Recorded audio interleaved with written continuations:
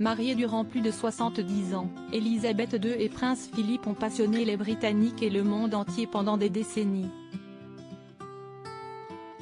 Élisabeth et Philippe se sont rencontrés très jeunes, dès 1934.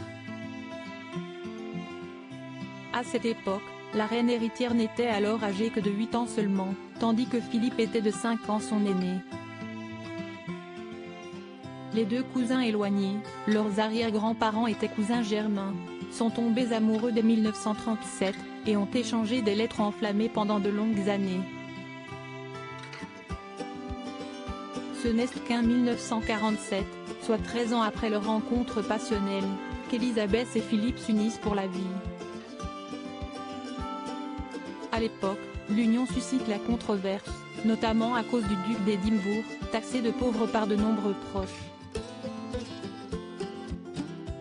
Les fans de la royauté britannique n'apprécient pas à l'époque que le nouveau prince consort du Royaume-Uni soit né en Grèce puis naturalisé britannique. Pire encore, la presse révèle que des sœurs de Philippe ont épousé des princes allemands proches du parti nazi. La mère d'Élisabeth a longtemps détesté Philippe selon certains biographes.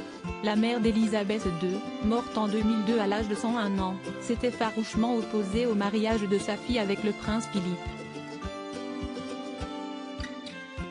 Elle aurait d'ailleurs surnommé son gendre de Bosch, référence faite au lien étroit qui le liait à l'Allemagne par le biais de ses sœurs mariées. Quelques années avant de mourir, Elisabeth Bowes-Lyon révélait toutefois à la presse anglaise avoir accepté Prince Philippe, qu'elle qualifiait de parfait gentleman. Un incroyable arbre généalogique. L'union d'Élisabeth et Philippe a permis de construire une incroyable famille.